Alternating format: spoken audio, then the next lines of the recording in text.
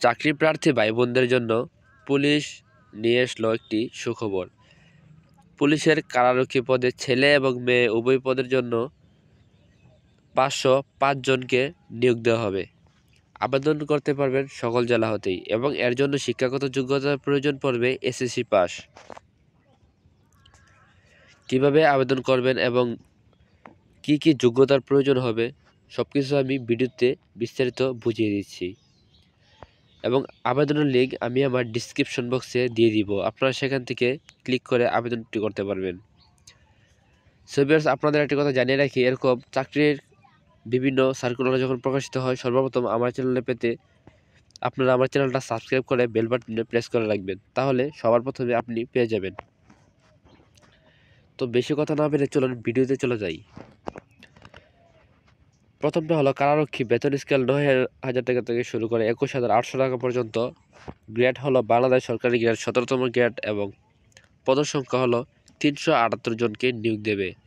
এর জন্য শিক্ষাগত যোগ্যতার প্রয়োজন পড়বে কোনো স্বীকৃত বোর্ড হতে মাধ্যমিক স্কুল সার্টিফিকেট অর্থাৎ এসএসসি পরীক্ষায় উত্তীর্ণ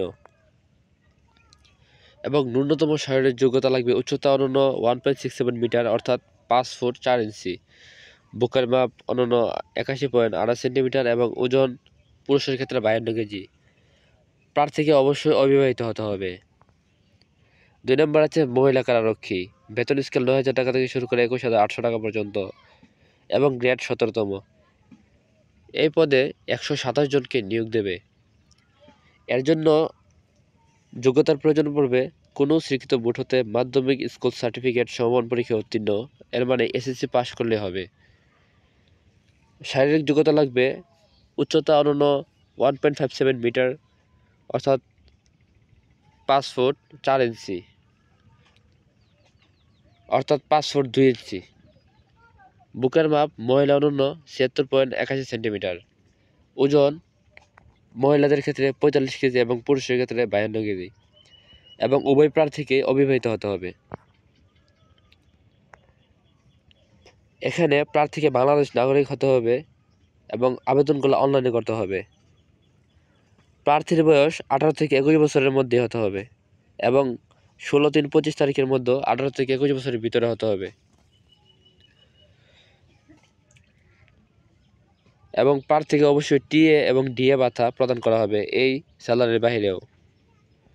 কিভাবে আবেদন করবেন এখানে সম্পূর্ণ ডিটেলসে আছে, আপনারা দেখে নেবেন। ভিডিওটা একটু স্টপ করে দেখে নেবেন। আমি আপনাদের আস্তে আস্তে দেখাচ্ছি, যদিও আমি এই পিডিএফটা আমি আমার ডিসক্রিপশন বক্সে লিঙ্ক দিয়ে রাখবো, আপনারা চাইলে সেখান থেকে ক্লিক করেও ডাউনলোড করে নিয়ে দেখতে পারবেন। কিভাবে আবেদন করবেন সম্পূর্ণ বিষয়ে এখানে বিস্তারিত বলা আছে। যদি আপনার বুঝতে অসুবিধা হয় তাহলে আমাকে কমেন্টে জানাতে পারেন, কিভাবে আবেদন করবেন তা আমি দেখিয়ে দিব। সো ভিউয়ার্স, আজ এই পর্যন্তই, দেখা হবে আরেকটি নতুন সার্কুলারে। তো সবাই ভালো থাকবেন, আল্লাহ হাফেজ।